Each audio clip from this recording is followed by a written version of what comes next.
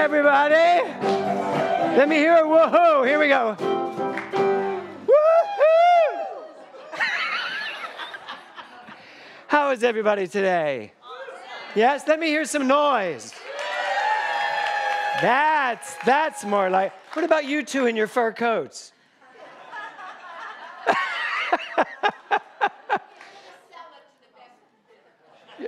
It is chilly. It is a little chilly, but I love that energy. So everybody's good? Oh, look who's Connie. Hello, Connie. Of course, Stan's singing today. Yes. So you all get a new Stan Galperson song today. Yep. It's coming. So is there anybody here for the first time today? If you are, stand up. And I knew that because you already told me that. Stay right there. So, first of all, tell me your name. Olivia. Oh, say that again. Olivia. Did you hear how, that's a strong voice. Olivia. What do you do, Olivia? I'm a student right now. You're a student? Yeah. Oh, where at? Well, I'm studying holistic nutrition. You're studying holistic nutrition. That's my passion, so I'm switching career. Oh my God, that's great. So if I ate a Twinkie, would that consider Dark chocolate. dark chocolate, but not milk chocolate? No, not milk chocolate. Okay, good. So she has a lot of answers for y'all for later today. So I'm going to, first of all, welcome. We have a gift for you, a brand new gift. You're getting it right now. And I want to show you all. See that? Thank you for being our guest. Be our guest. Be our guest. What Broadway show is that from? Very good. So these are cards that Thor Chalgren has made up with our monthly themes, and our new guests get 5 of them that you can just have around your house. Aren't they cool? They're laminated.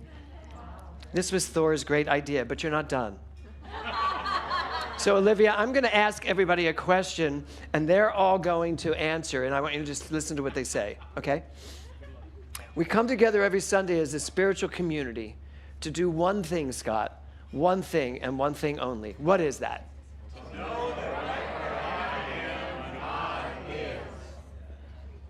I loved what your head was just doing. Olivia was like this.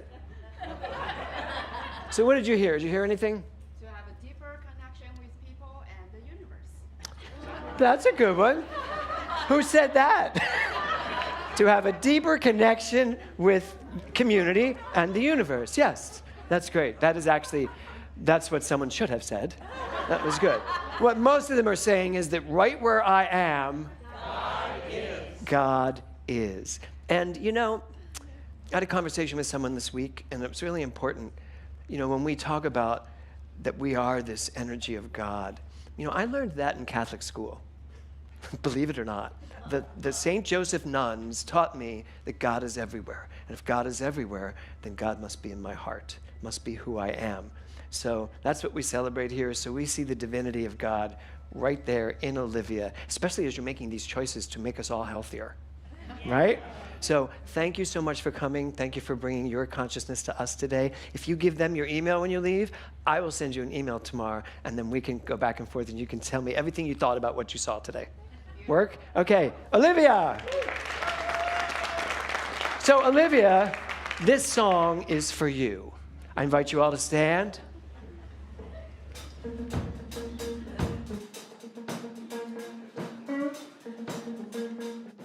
Ready? Everybody, get up on your feet. See the light in everybody you meet. Everybody, get up on your feet. See the light in everybody you meet. Let us be reminded of who we've come to be. We are love, we are one big family. Hey, hey, yeah, yeah.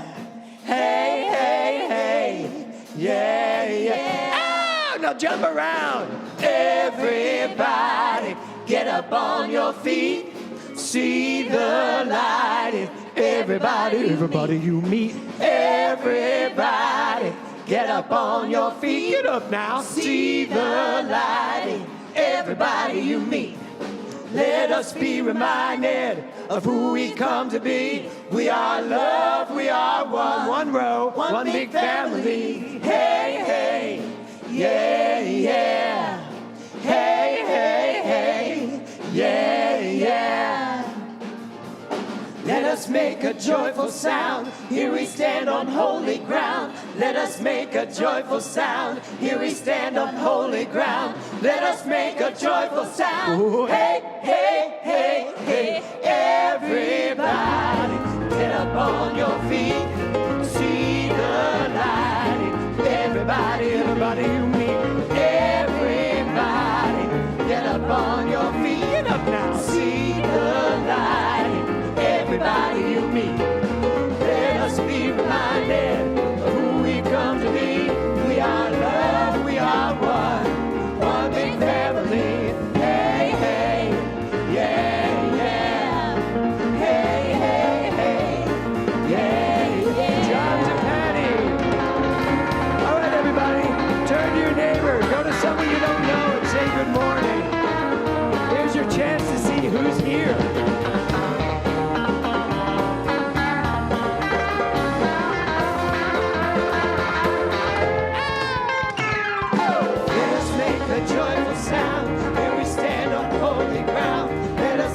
Joyful sound, here we stand on holy ground. Let us make a joyful sound. Hey, hey, hey, hey, everybody, get up on your feet.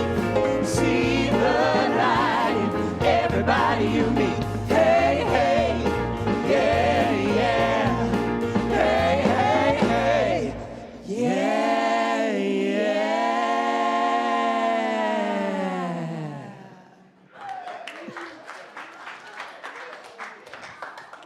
So Olivia, that was for you. One big family. How's everybody feel today? Yeah? Somebody just now asked me why I don't drink coffee. And I said, could you even imagine if I did drink coffee? I would be even more bouncy. So, take a deep breath. Oh.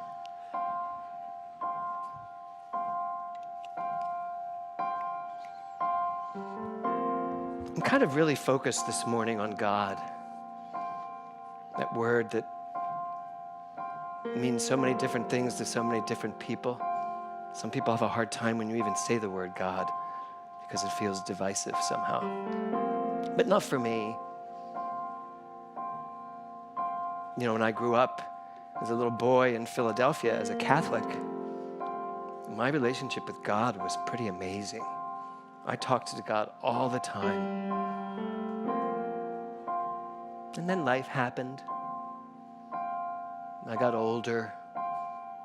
God pissed me off. Anybody? Right? But was it really God that pissed me off? Or was it just my understanding of God? I think that's really the case. Because eventually, it all came around. And God showed back up, and I was like, oh, that's what you are. And that was my study with Dr. Ernest Holmes. And I started to get it. That God's even bigger than I thought he was when I was 7. Because now I know that he could very well be a she, and that she could very well be a they, and that they could very well be a me.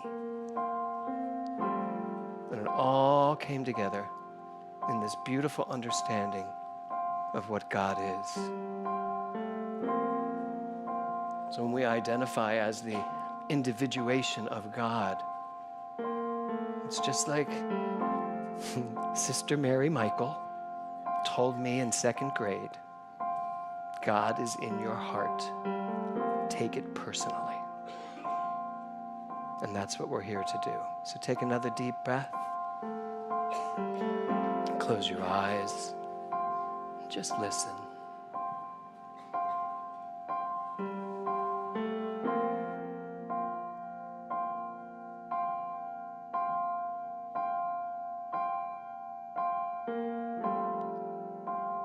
It's like the air around me.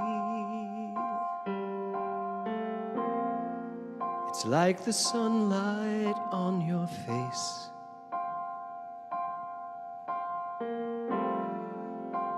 I feel the love of God surround me, and I am touched by amazing grace. And all I've ever wanted, and all I've ever needed, is already there.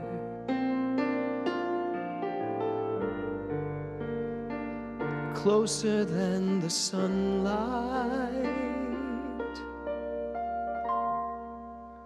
and nearer than the air. So take a deep breath and feel that breath inside of you. And as you echo that breath and let it go, imagine that every weight on your heart is gone. And as you breathe in this new vibration, this new energy, this new life force, this love, just breathe it in full, full, full as you can take a breath.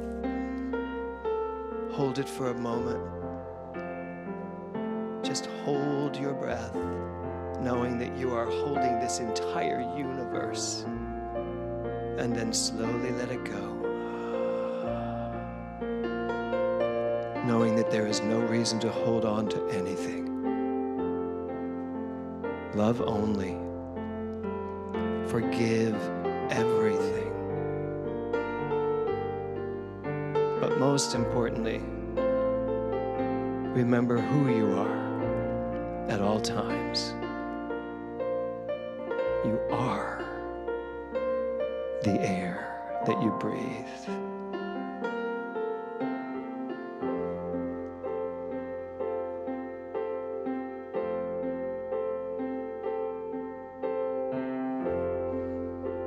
It's like the air around me.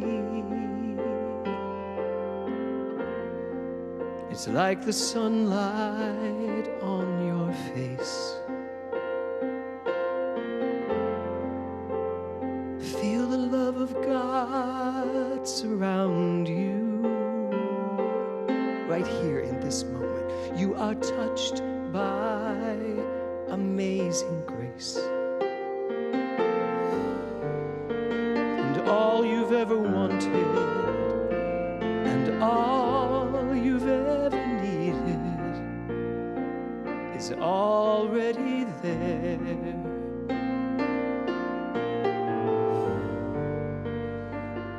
Closer than the sunlight,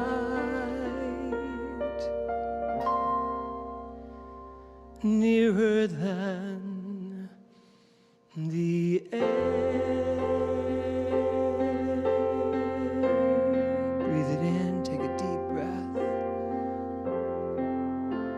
Just let go of everything.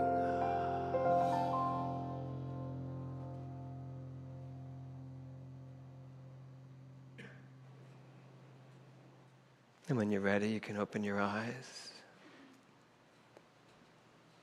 Just to be clear, that's God.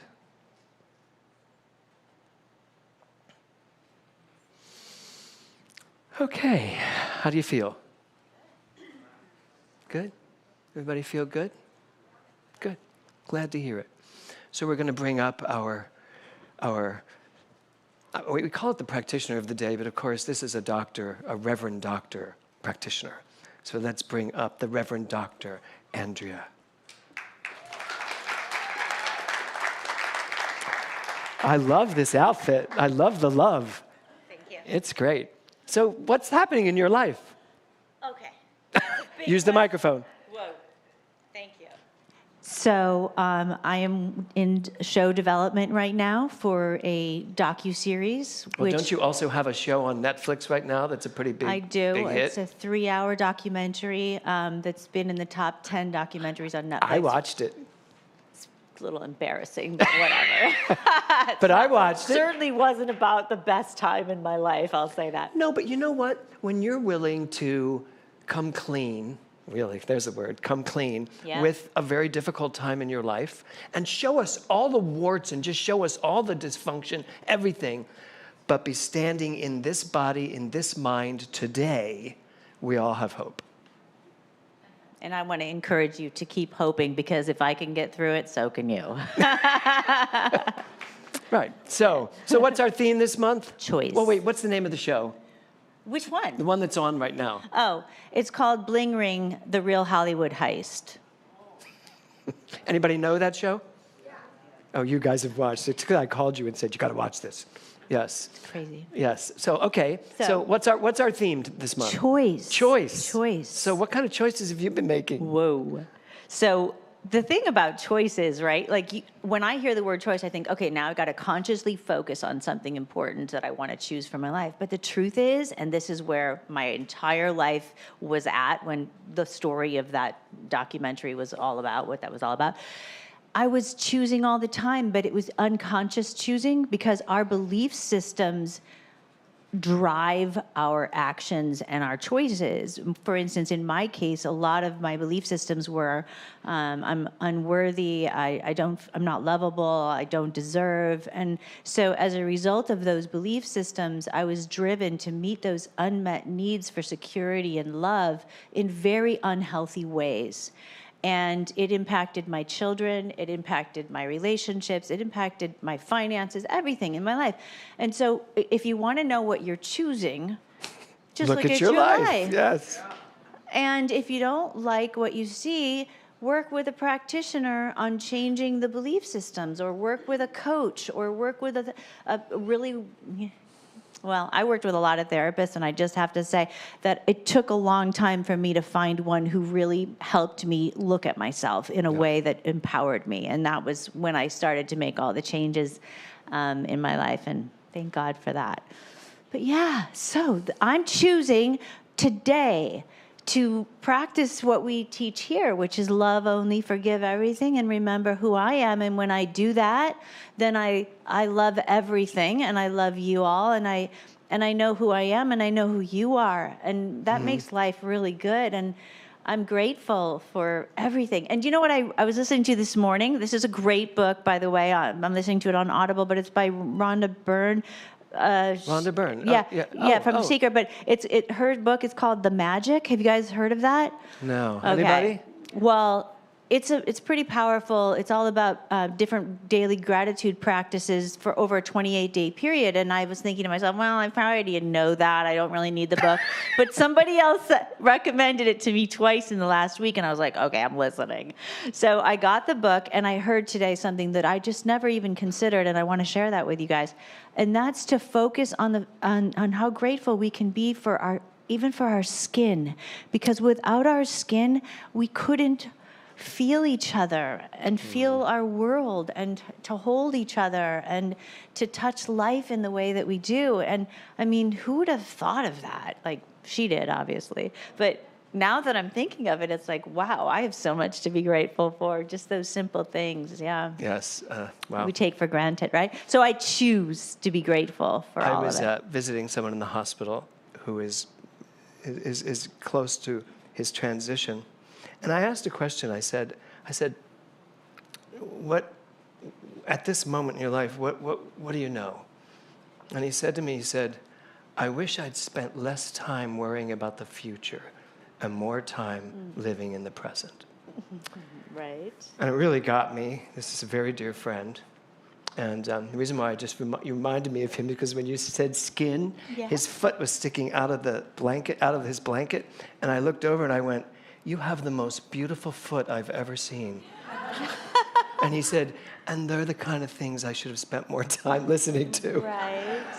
Makes sense. The simplest, most, yeah.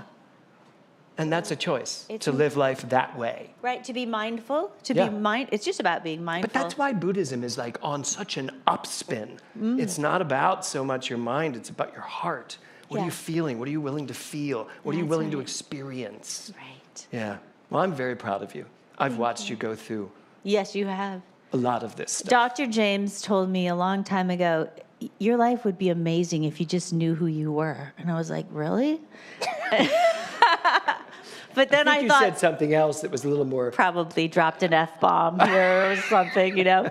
But anyway, I listened. Yes, you did. And you know what? I chose to study with you, and you changed my life. I mean, being in class with you was the greatest gift I've ever received from myself because it thank changed the way I feel inside and with the way I see myself and accept the world, and remembering who I am has just made a difference in everything. And you know what's really great? What? That's what's going to make a big difference in your grandchildren's lives, because you're with them all the Grateful. time. All the time. So they're getting you. They're getting your consciousness. My son said to me last night, he said, I don't know how I could really live my life if I wasn't raised this way. Oh. I said, yeah, no, it's true. It's true. I said, but I wasn't raised this way, but you come to it when it's time to come to it. Yeah, So it's good. Yeah. So do you want to do our affirmation for us today? I do. All right, everyone. Listen up. I stand in the freedom to choose the life I desire. And here we go. I stand in the freedom to choose the life I desire. You good with that? I mean, we could do it again. Let's do it again. Should Why we not? stand? Let's stand choose. in the freedom. Let's stand. Let's You're all stand. like, no, I get to choose. I'm sitting. Here we go. Ready? Here we Let's blow the roof off. Let them hear us in Agora Hills, or maybe even Malibu Canyon. Nice. Right, Rachel? Let's send it over the hill to your house. Here we go. And I stand in the freedom to choose the life I desire. And so it is. Dr. Andrea. So it is. Thank you, sweetie. Thank you. Okay, here's that moment that we've all been waiting for. Every now and then, I make a phone call to Stan to badger him. But this last time, there was no badgering. Emailed. What can I badge? Oh, did I email it? But it was so simple. It was like, came right back and went, happy to. I was like, who did I just send that to? But I sent it to Stan Galperson, our vice president. Great leader of this center, amazing practitioner. And today, he gets to show you a brand new song that no one's ever heard before. Stan Galperson.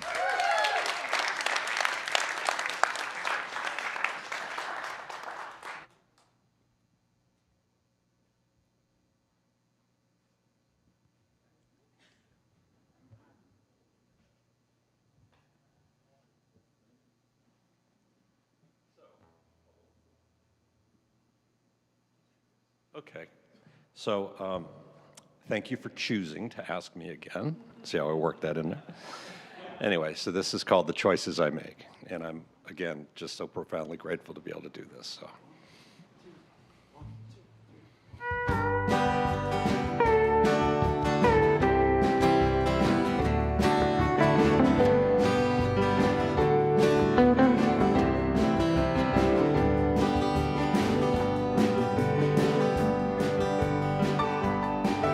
When I contemplate the choices I make, and all in all, they're just the chances I take, and I realize that the prices I've paid are just the cost for the progress I've made. And today I choose to be righteous. Today I choose to be kind. Celebrate the moment. Leave the rest behind. You don't need to have an answer. You don't need to see a sign. Celebrate the moment. Leave the rest behind.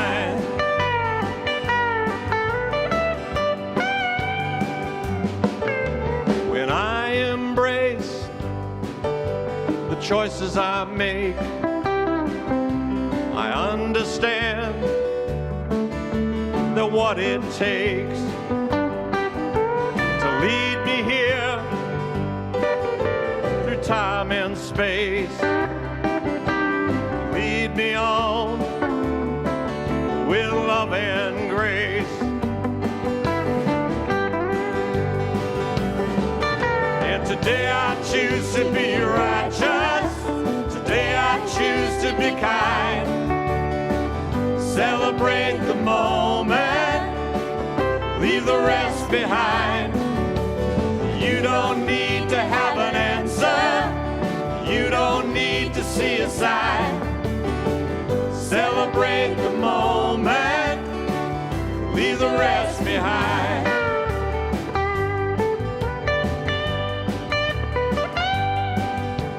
When I embrace the choices I make, I just need to sit back and demonstrate. But is it luck or is it fate? No, it's neither one.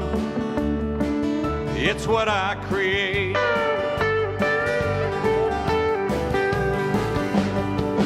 And today I choose to be righteous. Today I choose to be kind. Celebrate the moment, leave the rest behind. You don't need to have an answer. You don't need to see a sign. To celebrate the moment, leave the rest behind.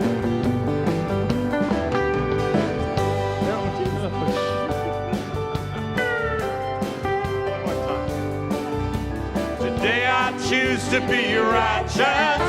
Today I choose to be kind. Celebrate the moment, leave the rest behind. You don't need to have an answer. You don't need to see a sign. Celebrate the moment, leave the rest behind. Celebrate the moment, leave the rest behind.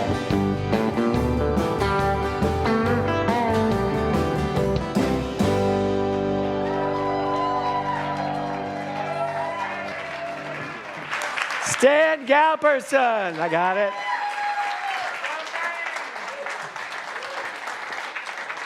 That was great, Stan. Oh, that was great. Thank you.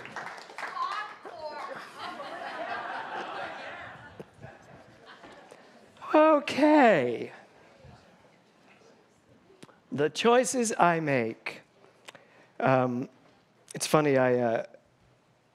When I got all of the Tiffany just landed. She's all safe and sound. Yeah, good. If anybody's really following that, because now I've got my phone here, which has my talk on it. So when I got Stan's lyrics, I was like, well, this all makes perfect sense. But it's an interesting thing. It's what Dr. Andrea said up here that really sparks my talk, which is this idea of choice. We're all free to make the choices we want to make in our lives, but are we really free, or are the choices we make in our lives always, always, always going to be determined by what we believe? Well, they are. You can't just make random choices that have nothing to do with who you are. Anybody? I mean, will you just suddenly make a choice? Now, you can make a different choice and go, this is so not me, I'm going to do it anyway. But there's something in you that allows for that kind of spontaneity. Because if you don't have that belief in you that you can do it, it's going to change. So what I did, I took a look at choice as it moves through our lives. As an infant. I'm assuming all of you were infants at some point. Right? So when you're an infant, when you're a baby, when you're just this little newbie out of the womb, your choices are limited because your mother's going to make the choices for you, or your father, or whoever's taking care of you. And you can scream and cry all you want, but basically you're going to get what they give you because you're not going anywhere. You're kind of stuck in that crib or in that bassinet, and you're not making too many choices other than to poop at leisure, pee, and eat. And even those things, now the pooping and the peeing you can do on your own choice. But the eating really depends on someone. You're dependent. So that's our beginning with choices. So basically, what I'm thinking to myself is, perhaps as we're infants, even in the womb, we're getting some kind of conscious understanding of choice, of who we are, and that we're pretty much dependent and related to something, our environment. So really, as you're an infant, as a child, your choices are limited to the surroundings you're in. And there are very many different surroundings to be brought up in this society. And I can tell you that when I was born with a hole in my heart, which back in 1954 was shocking, and they didn't know what to do with it. And so I was treated like a porcelain doll, kind of like I am today. I was treated like a porcelain doll that they were afraid was going to break. So the anxiety around me, the fear around me as an infant, the numerous visits back and forth to the hospital, plugged into all these wires, checking to see what my heart was doing because there was a hole in it. That started my understanding of what kind of choices I have. And as I grew into even just a little boy, it was very clear to me I did not have the choice to go run and play because I could die. You know, I had a heart problem. I identified as a child with a heart problem. Then you move along to childhood. Choices are relational. Now, this is a little kid who's about to jump in a puddle. When was the last time you chose to jump in a puddle? You had a lot of opportunity in the last couple of weeks, FYI. Did anybody jump in a puddle during this time? Or were you just walking your dogs, or walking your dogs, and avoiding the rain? And how many people use umbrellas when they leave their house if it's raining hard? How many people just walk out in the rain and go, it's water? Children do. They don't care. I tell that story all the time about Nora and Nora and Will on a bike ride. They were on a bike ride. I was walking with them. And she just did not want to put her sweater on. And I was furious. Who remembers this story? The students. So I was furious. And I was like, you're not getting to ride your bike until you put your sweater on. And she was like, fine. And so I picked her up, the bike up, told Will, get on your bike, follow me. And we walked all the way home. And then I went to my therapist that I was seeing at the time, who was working with me on parenting. And the therapist said to me, you know you lost that battle, right? And she said, why was it so important for you to win, for her to put her sweater on? I said, but it was cold. And she goes, she didn't feel cold, or she'd have told you, give me my sweater. And I was like, don't shame me. But I really thought about it, and I was like, oh my God, I now have to let her make some of her own choices. So in childhood, you're just starting to get the chance. How many of you with children have had your child dressed to the nines when they decide that's the time to roll in the mud? Right? But that's their choice. They get to do that, or do they? In childhood, right, Angie? What do you do with your child when your child in a white outfit for Easter Sunday rolls around in the mud? Say, that's lovely, you look great. Let's go show the grandparents. Yeah, no. So the next one is the adolescent. Choices are often reactionary, rebellious. How many rebellious teens did I have here? How many of you were rebellious as teens? Okay, good. So, Ro, what were you rebelling against? Ro? Anything? The world. The world. Okay, so we're rebelling. That's a form of choice, right? So now just take a look at your life up to this point. You're an infant, and you're screaming, and you just have to deal with whatever you get. Then you're a child, and you want to jump in a puddle, and you're told no. You look too nice. Or you want to just ride your bike with the wind in your hair, and you've got this idiot father who's saying you're going nowhere without that sweater. So you get a sense of, these are not my choices. So by the time you get to your teen years, you're like, I can't say it. Oh, you could if you were up here, I'm sure. But you're telling your parents, no, this is what I'm doing. And I did that. I grew my hair so long, my father was apoplectic. So do you know what he did? He went into my bedroom when I was asleep and cut it off. He really did. And then he basically said to me, I know, this is not making fun of him or making him a bad guy, although that was not a best moment in his life. But he did. He cut my hair off, and it was a horrible cut. The man is not me. He did not know how to cut hair. But he cut my hair off. And when I woke up, and he didn't even clean it up. I woke up, and I'm like, ah! And there's like hair all over. My brother Tommy, who was awake for it, is laughing. And I'm like 16. I think I was 16. So I like have to go to school that day with this. I looked like I just had shock treatment. It was just awful. And so you start thinking to yourself, I need to make my own choices. First you think, I need to get out of here. I need to call child services. Had I known then what I know now. So, but most of it's reactionary. Now, why I'm telling you this is because you are an amalgamation of all of that history of your life.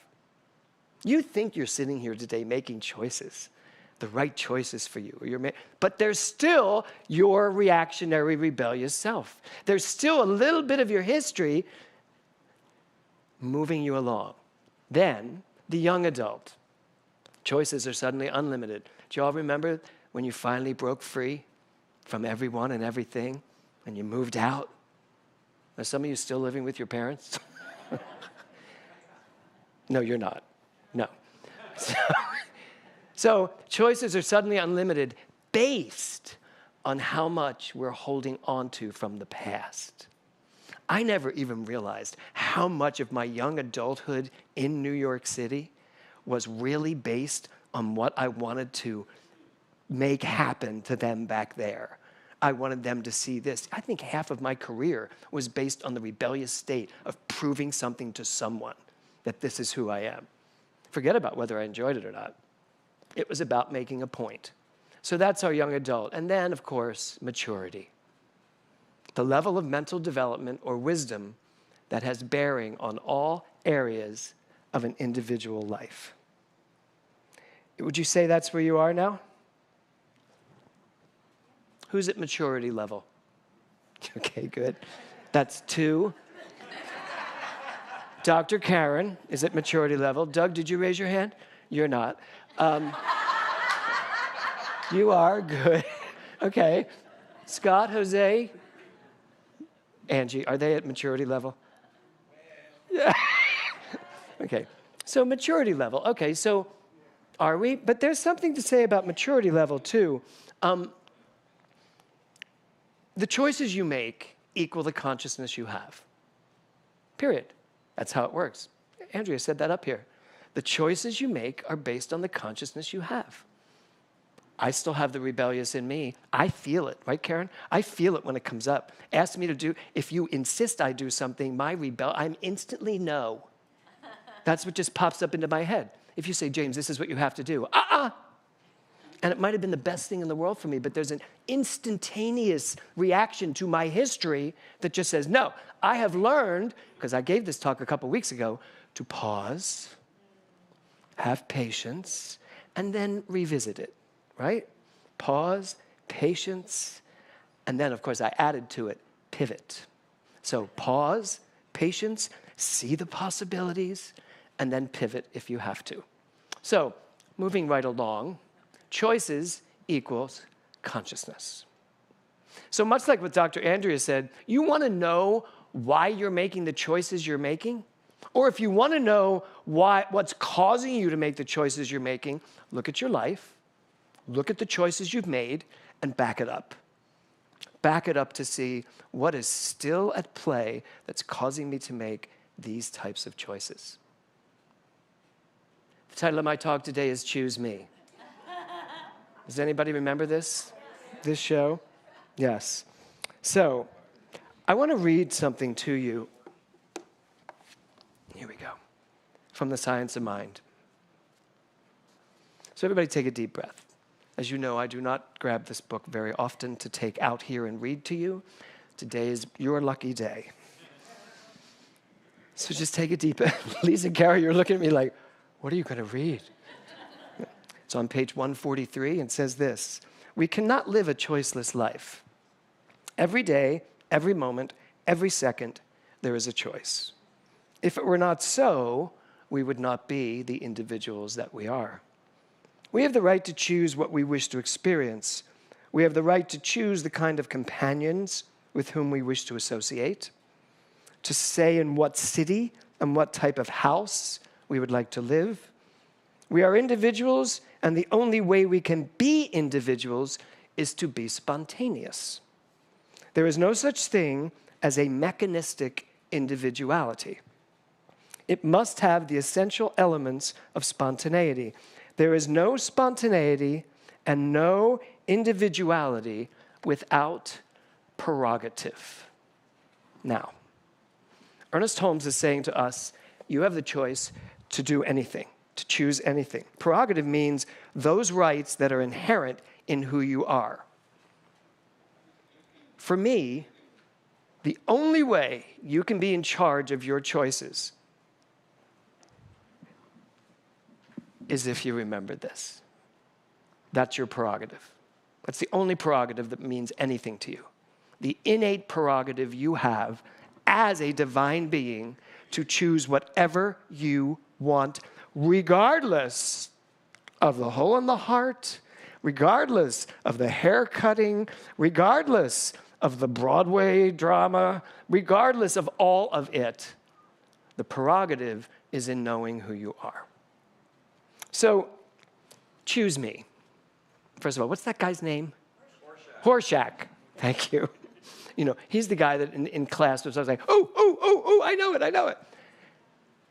The reason I chose the title, Choose Me, was because I've understood now that it's less about me making choices, individual choices. It's more about listening to the choices that are present, finding out what wants to choose me. And when I say things like, what's right for me, that takes me time to get quiet and really ask, because the world is a very loud place, and there is a lot of Horshacks out there saying, choose me, choose me, choose me. You will have so many options every single day in your life. Choose me, choose me, choose me. There was a piece of black velvet cake with sour cream icing on it the other night in my kitchen that was screaming, choose me, all night, all night. And I kept walking by it going, I'm not doing that. I had a really good day. I worked out today. I'm in great shape. I'm really doing well. Until around 11 o'clock, when I chose it. And when I finished it, I was like, and now I need to choose again. You know, I need to choose that this is going to go well with me. It has no bearing on my waistline. Because basically, and you'll know this for all of you that are going to take BODs coming up, it's not what you eat, it's the consciousness by which you eat it. No offense. I still won't eat a Twinkie, because I can't look at a Twinkie and see health. So that's my consciousness, right? I can look at, apparently, black velvet cake. Only if it has cream cheese icing. The cake doesn't really work for me. So, our job is to discern between innate wisdom and reactionary discernment. Do you get that? Your job is to choose between the innate wisdom, Connie, that is within you and the reactionary discernment that we tend to move our lives through, reacting to things. We need to be less reactionary, more causal in the way we live our lives. You want to make choices? Then you need to make choices not from all of this. So when I got into college, where's that handle thing? When I got into college, I was done. I mean, when I got into college, I was like, I just can't do this anymore. I can't be the heart guy. I can't be the guy with a hole in the heart. I can't be the fragile guy that can't do anything. So I joined the crew team, which is very strenuous, even though they made me the coxsman, screaming at everybody, which was good, very controlling. And my mother went ballistic. And my grandmother said to her, Dolores, you need to let him choose his own way. He dies, he dies. That's my grandmother. And my mother was like, Mom, no. And I'm sitting there in the middle of this, and I was like, guys, I'm doing it. I'm joining the crew team. And I did, and they moved me out of coxswain into the rower, and I was fine. I never keeled over. It was all fine. Nelson Mandela says this: may your choices reflect your dreams, not your fears. How many choices have you made in your life based on fear, worry, doubt, uncertainty? How many choices have you made not to do something because you were afraid of it? I mean, think about this. We've all done it. But when our choices reflect what our dreams are, I don't think I'd have ever gone to New York if I was afraid that I would fail. Failure was not in my consciousness when I left Philadelphia for New York with no training. Just, I'm going to be a Broadway star. And 4 years later, I was. Why? Because I was not looking at any kind of fear or worry or doubt. I just had a dream. And you do too. You have in your heart what you know you want, who you know you are, and if you are willing to stop listening to all of this, and frankly, all of this, the future, and if you stop paying attention to all the percentages, you know the percentage of actors, singers, dancers that move to New York and succeed? I don't know. I don't know that percentage. I'm sure it's small. But that can't be what drives your story. Anthony Robbins said this: your life changes the moment you make a new, congruent, and committed decision. So it's not just what are the choices, it's once you know what it is, Carol, are you going to say yes to it? And you've said yes to a lot in your life. So what's sitting around waiting for you to say yes to it? Not a maybe yes, not a I'm cautionarily saying yes. No, just I'm willing to say yes. So in Dr. Eric's class this past Wednesday, which was just wonderful, anybody that has not had a moment to stop into the Wednesday night class, how many more do you have? Two? Two left. Do yourself a favor and just sit with him for 2.5 hours, and there's a blissfulness to it that's really remarkable. But this quote came up from Raymond Charles Barker: know yourself as you really are by ceasing to know yourself as that which you are not. How much of who you are is it time to let go of?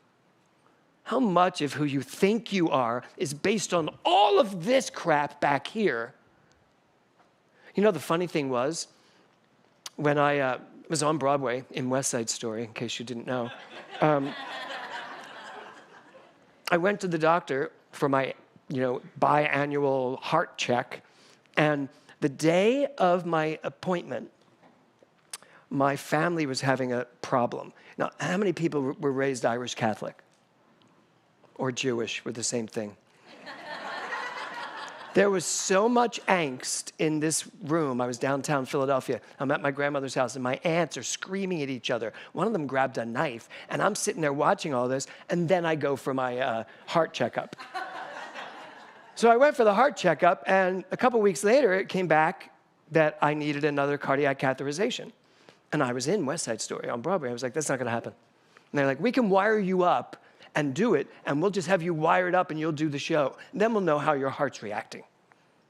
I was like, it's bad enough to be in that show and have to do all this. So I did. They wired me up. They had monitors on the wings. The producers were fine with it. They were like, he isn't going to die right in the middle of this, because he shouldn't die till the end of Act 1. So I do the whole thing, and I'm all wired up. The results come back. I'm fine. Absolutely fine. Fast forward. How many years later? 3 years later, now I'm doing 42nd Street, and it's landing in Philadelphia, and I thought, I'll go for my little checkup. I go for the checkup, and they said I was going to need a pacemaker.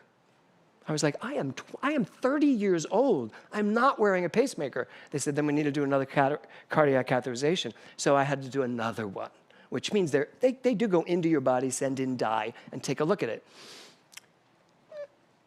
Now, mind you, I was not religious science yet. I wasn't even Unity yet. I was still a Catholic. So I had a lot of angst, and I was sure God was not going to do well by me because I was gay and really acting it out. So they did the cardiac catheterization, and you know what came back? The hole is gone.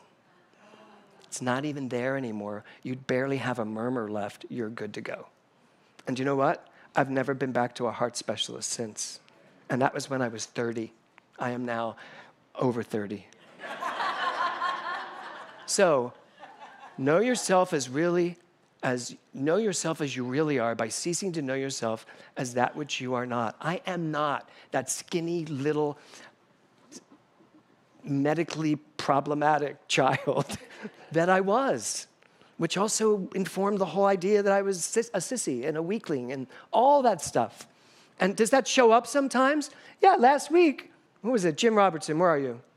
Jim Robertson said to me last week, "You look skinny." And Kevin was standing right next to him. And Kevin knows that that's like a buzzword for me. If someone says you look skinny, that is not a compliment to me. But I didn't have a problem with it because I knew you were lying. Well, the irony is my scale tells the truth, and I'm probably the heaviest I have been in the last 10 years right now, which is it's all that muscle, exactly. Thank you, Mindy. Yeah. So ultimately, I can see myself as this skinny little weakling and still let when someone says you look skinny. And you know, a lot of people do tell me you look skinny, and that's fine sometimes. But there are moments that it triggers me. And that's because there's part of me, there's a little tiny little remnant left of me from back here. And sometimes those choices I make are made from my reaction to those things. But they don't have to be. They truly do not have to be. Raymond Charles Barker also said this: present consciousness is always the future experience. What you are thinking today, what you are believing today, the choices you are making today is your tomorrow. And if those choices are made out of fear, then what you are walking into is a fearful experience. You get to choose. What are you going to make your choices from? What are you going to make your decisions based on? And sometimes you need to make a decision to leave what has been going on for maybe 20, 30 years. And say to yourself, it's time that I put the focus back on me. And what do I want? What do I need? What do I require? And then listen and be willing to take the risk of changing it up if you must. The last quote I have is, how do you know what type of choices you are making? Well, the way you handle the outer details of your life is an indication of the states of consciousness functioning in your subconscious mind. How do you know why you're making the choices you're making? Just look at what's going on. Your subconscious mind runs a lot of your life only when you're not paying attention. But if you pay attention and you put your focus on it, you can then make choices based on what your heart is telling you, what your innate heart is telling you. So, at the end of the day, we really need to pay attention. We need to pay attention to what is wanting to choose us, because we live in a world of good, regardless of what you may be seeing.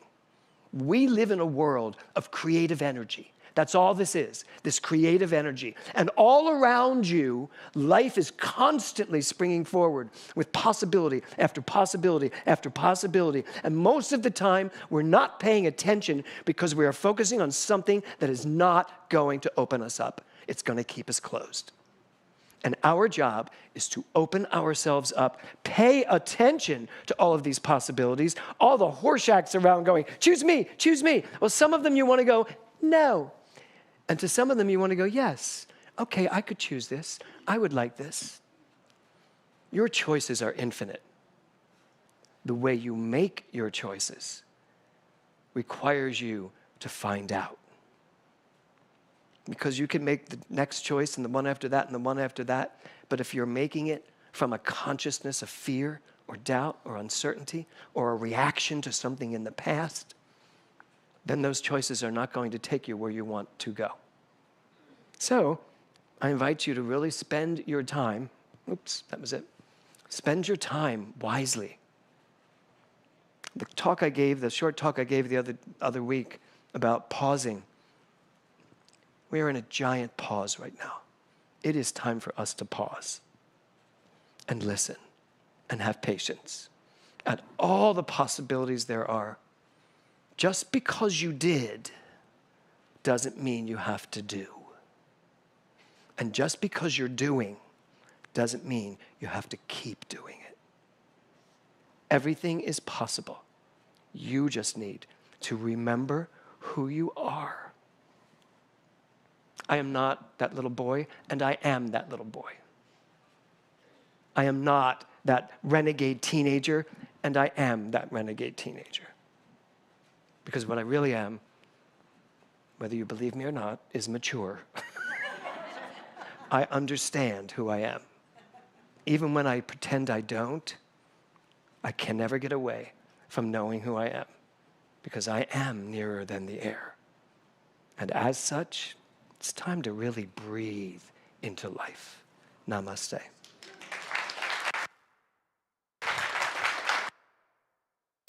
Thank you. Thank you. Thank you. Thank you. Thank you.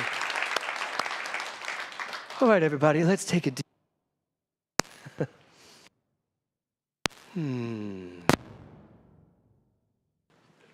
Contribution. Would you microphone? I'm not calling you up here for a conversation. Did you want to come up and have a conversation with everybody? So I want to say thank you for all that you have given to the center. I want to say thank you for your investment, for your commitment to this. Money is God in action. Money is fluid. Money can cause so many problems for so many people when you don't realize what it is. It is the good of your life. And money needs to be flowing at all times. So I invite you this morning to really think about what you give to this center, what you give to your spiritual home, and ask yourself, does it equal what I get? And if it doesn't, up it. If it does, great. But just know, you're the only one telling the universe what you are equal to. That's what's most important. So let's take a deep breath and know this together. Divine love consecrates my gift.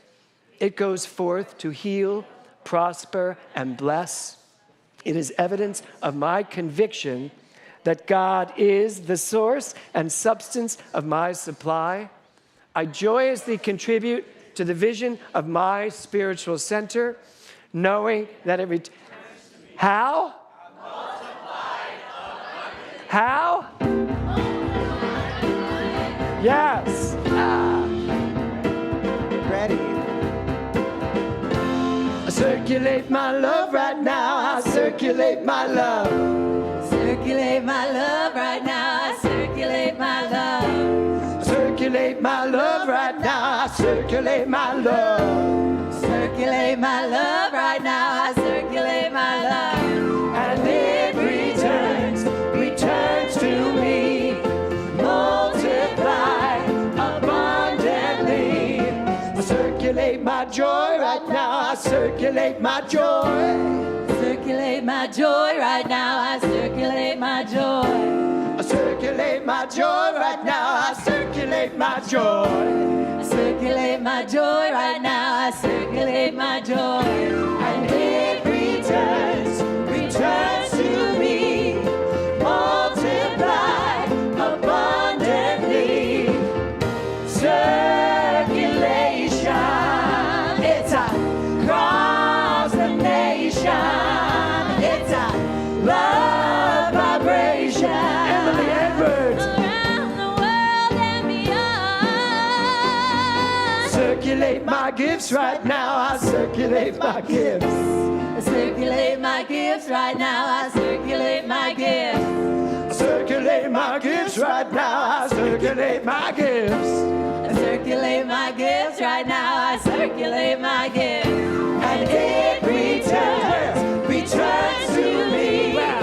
Multiply abundantly.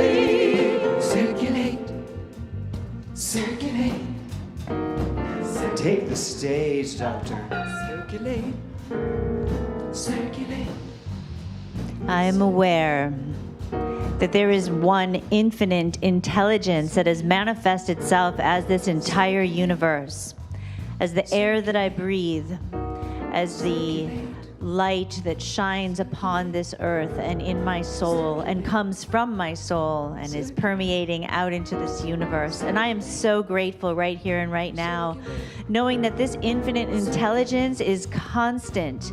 It is always available to me. It is pure love. It is pure light. It is who I am.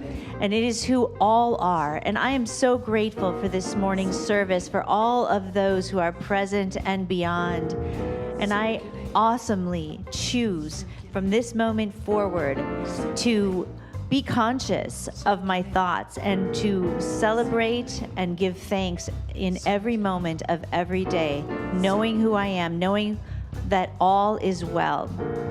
As together we say, and so it is. Circulation, it's across the nation, it's a love vibration, around the world and beyond. Circulate my love right now, I circulate my love.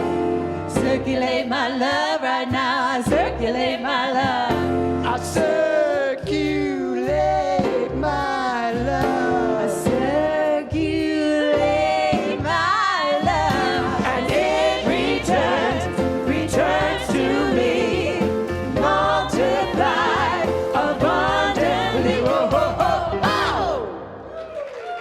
Thank you.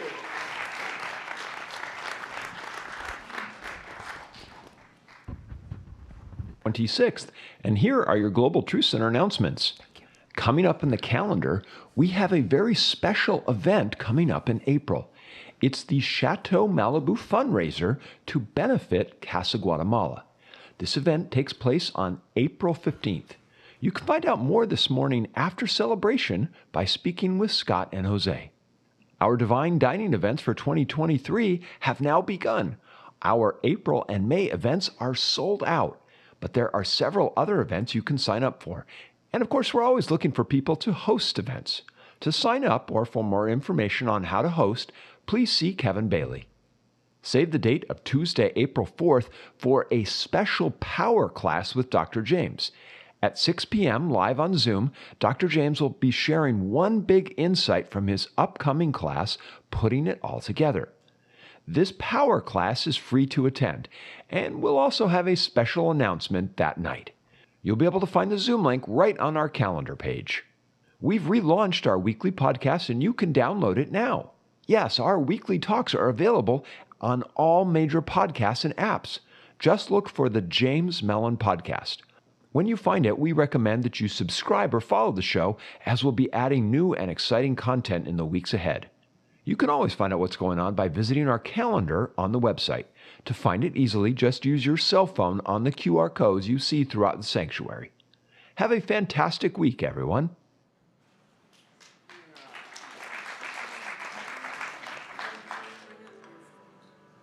Casa Guatemala is a hidden oasis in the middle of the jungles within the eastern regions of Guatemala. Some 15 miles from the Caribbean Sea, it is only accessible by boat, and hidden away is a treasure of joy, happiness, learning, and love. At the height of the Civil War in 1982, a small organization in Guatemala City was granted a big piece of land with the dream of creating a safe haven for the many orphaned, abused, and malnourished children that they had in their care. The idea was to take them away from the city and build someplace safe where they would feel at home. Fast forward 40 years, and you have today what is Casa Guatemala. We are a home, school, and clinic for over 200 vulnerable children every year. The children we serve today come from over 30 different Mayan indigenous communities. So 50% of the children we serve live on site with us during the school year. The other half of the children come back and forth every day. This includes a group of children who we provide transportation for in our boat.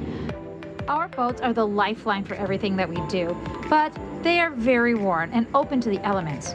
We would love to be able to provide a better service to the children we serve, our staff, and our volunteers in moving them back and forth along the river. And this is where we need your help. Casa Guatemala needs a new covered passenger-style boat that will safely move our children and our staff without the risk of them being sunburned or getting wet in the torrential rainstorms that hit on a regular basis. Thankfully, our friends at the Global Truth Center and Friends of Guatemalan Children are working hard to make that dream come true. And to also spruce up our volunteer house, which has sat empty since the beginning of the pandemic when all of our volunteers were sent home. We haven't had our volunteer program open until right now, and the house really needs a little bit of love. Thankfully, we've got the best team for the job, and you can be a part of it. Join us by making a donation to our fundraiser today. Or better yet, join us on site for this year's annual trip. We're still recruiting volunteers to come along with us. Please help us so that we can provide better transportation to our volunteers, our staff, and our children, fix up our volunteer house, and if you can, join us in the fun. They say that it takes a village to raise a child, and our village is the global village. We rely on our volunteers from all over the world. At Casa Guatemala, we are changing the world one child at a time, and we can't do it without you.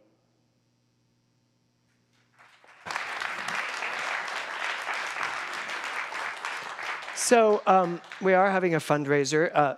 Raise your hand if you're coming with us this year to Guatemala. Yes, great, excellent. So we have a whole bunch of people going. My son is going. We have a Canadian. I think she's 22. We just scholarshiped her to come with us. So it's great. These guys are the people that make this happen. Oh, there you go. You get your own microphone. That scares me, but good. This beautiful woman here has given over her gorgeous Malibu estate for our fundraiser on April 15th. So do you want to talk to us about that? Sure. First off, I want to start by thanking you, starting with thanking Dr. James, thanking each and every person that's in here today, thanking everyone that is online, thanking anyone that's a part of the Global Truth Center community, because it is with your support and love for 10 years now, we made that difference. We have touched over 2,000 children with our love, with our support. We have rehabilitated their kitchen and their dining facilities, which is what we did last year. I love that you say dining facilities. Well, I tried to make it sound nice. We created a classroom, an arts classroom in our Nora's name. We planted pineapples. And it's not just the physical things that we've left. We've left our consciousness down there. If you saw in the video of Dr. James and actually Angie teaching these children songs there, and they're always songs about what we believe in and what we know is right and what is true. That's really what the contribution is for all of us there. Those children are moved and changed. Their families are moved and changed. Their communities are moved and changed. And isn't that what Global Truth Center is all about? So I'm going to hand the microphone over to Rachel so she can tell us a little bit about the amazing, amazing gala that we have on April 15th. Thank you, Scott. I first want to mention something about this picture. This brings me particularly joy because this is my son playing the guitar at Casa Guatemala. And during that time, he was struggling. Ironically, Dr. Arlington, here, Andrea, lovely Andrea, it's so nice to see you, knows all about my son's struggle and really helped get him back on track. But I won't forget, James, when you went around the table and you said, so tell me about your experience with Casa Guatemala. And when it got to Jackson, he said, you know, I really didn't want to come here, but I'm so glad I did. And I think it was a real life-changing experience for him. So I'm really glad I forced him. I made that choice to make him Because go. he was in his teen time when you made the choices. But the last fundraiser we had for Casa Guatemala, I think was in May 2019, a physical gala, and then COVID hit. And I had the privilege of hosting that, and maybe some of you might have been there. So I'm really, really happy. I'm not bringing this up to bum people out, but my house burned down in 2018 in the Woolsey fire. And it's taken about 4 years. It's about the same amount of time until we've done this second gala. And I'm really, really honored that you've asked me to host it again. And now, 4 years later, this is the house that we rebuilt. And I have to also add that James married me at this house. This was the very first event we had at the house. It was a great way to bless this house with a marriage. And I am so happy to open our doors to Casa Guatemala. And I always say to James, mi casa es su casa. Thank you, Rachel. Good. Okay, so we have cards that Scott's going to be at the desk out there. Just go and grab a card and talk to him about it. And also, if you have a calling that you're like, I want to go to Casa Guatemala. I want to go and we need able-bodied people that can help us. Jose's the only one that that at the moment we allow to go into the toilets and clean them. So it's always Jose. But there's so much to do, and we not only teach the kids, but we play with them, we cut their hair, we do all sorts, not like my dad, but we cut their hair well. So we do a lot of great stuff with these kids in a week, and I've known Scott and Jose, they brought this to me when they went there and found this place. And I've known them for 20 years now, 20. They are living representation of what Global Truth Center means, to take this teaching out into the world and then watch as the world changes around them. So I'm so grateful to you two and what you bring, and Angie and Rachel, everyone, every single person. So talk to them afterwards, and let's make this a huge success this year. Come celebrate with us. Great, thank you. Thank you, sweetie.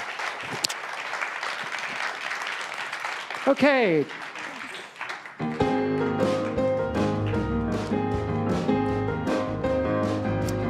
Hello, children. Come on this way. Come over here. How are you guys? So what did you do today?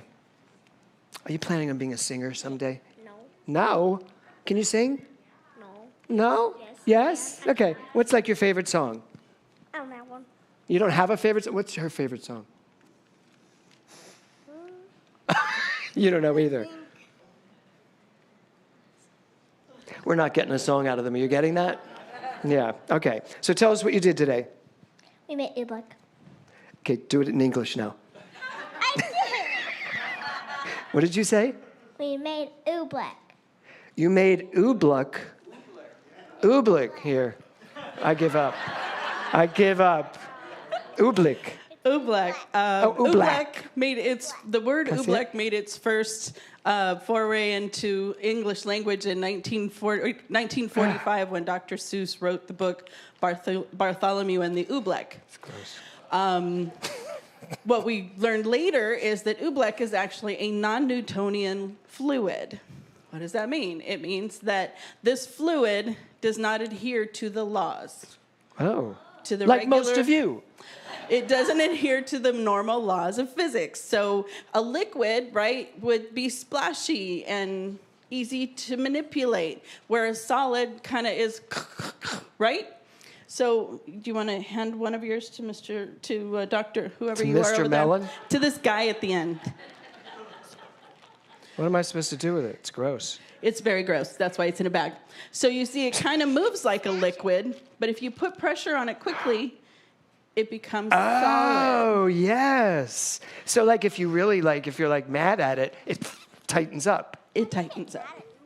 But see, what we've Good question. discovered... She said, how could you get mad at oobleck? That's true. I'll tell you, how? It's quite If it fell stress-relieving. on my suit coat. It's just cornstarch and water, you'd be fine. So what does oobleck have to do with choice? I love this. Oobleck moves in a way that is very deliberate.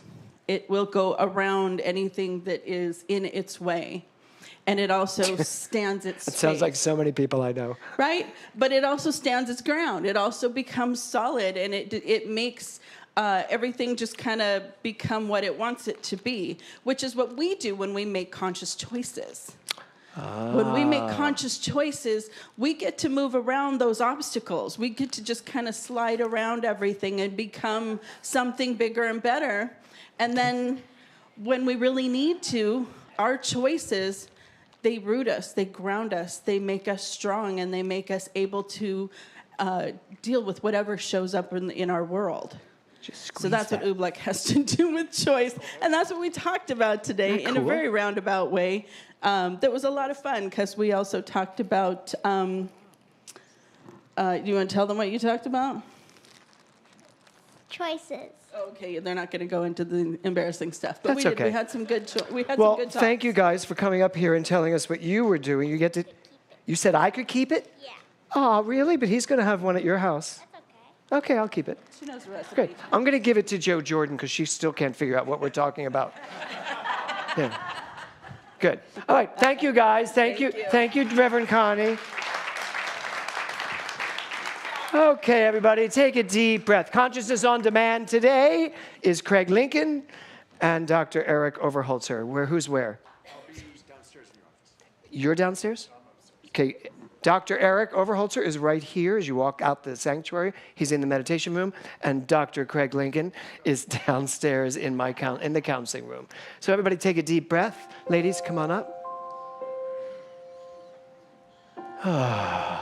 What a beautiful day. Thank you, Stan Galperson.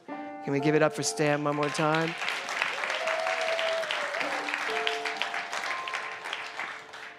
Thank you, Dr. Andrea Arlington, for bringing your consciousness here. I don't say it often enough, but thank you, Robbie Gilman. And the whole GTC band. And of course, can we also give it up for these amazing ladies here?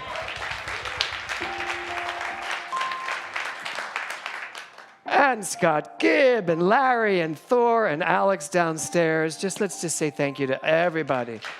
To Dr. Kirby for running the whole show, knowing that we are in gratitude for everyone and everything, seeing the good right where I am, no matter what. Making the choice, as it says so in Stan's song, the choice to be kind, the choice to be happy. Raymond Charles Barker said, decide to be healthy, decide to be happy. It's that easy.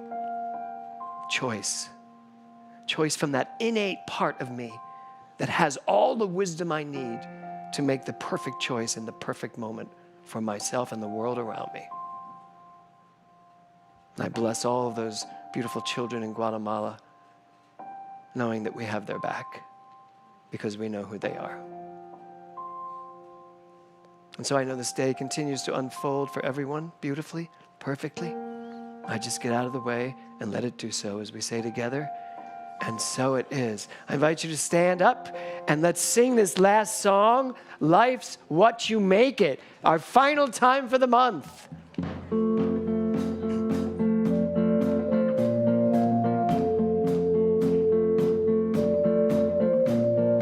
Taking all the sunshine, bottle up the rain. Go where the wind blows, let it show the way. Open all the windows, let inside the light. Middle of the sunlight is somewhere you can hide. So go and write your song. The world will sing along. Oh, life's what you make it. Sing with us. Life's what you make it, Rachel. Oh, it's yours for the taking. You can test the waters, but you might as well jump in. You never know where you end up, so you might as well begin. The memories you're making are framed inside your heart. The middle of a nowhere is a somewhere you can start. So go and write your song, Connie. The world will sing along. Oh, life's what you make it. Oh, it's yours for the taking. Go and write your own song. All the world will sing along. When you find your melody, we'll join in harmony. Oh, life's what you make it. Oh, it's yours for the taking. Taking all the sunshine, bottle up the rain. Go where the wind blows, let it show the way. Oh, life's what you make it. Join us. Oh, life's what you make it. Oh, it's yours for the taking. Go and write your own song. All the world will sing along. When you find your melody, I'll join in harmony. Oh, life's what you make it. One more time, here we go. Life's what you make it. Have a great Sunday, everybody.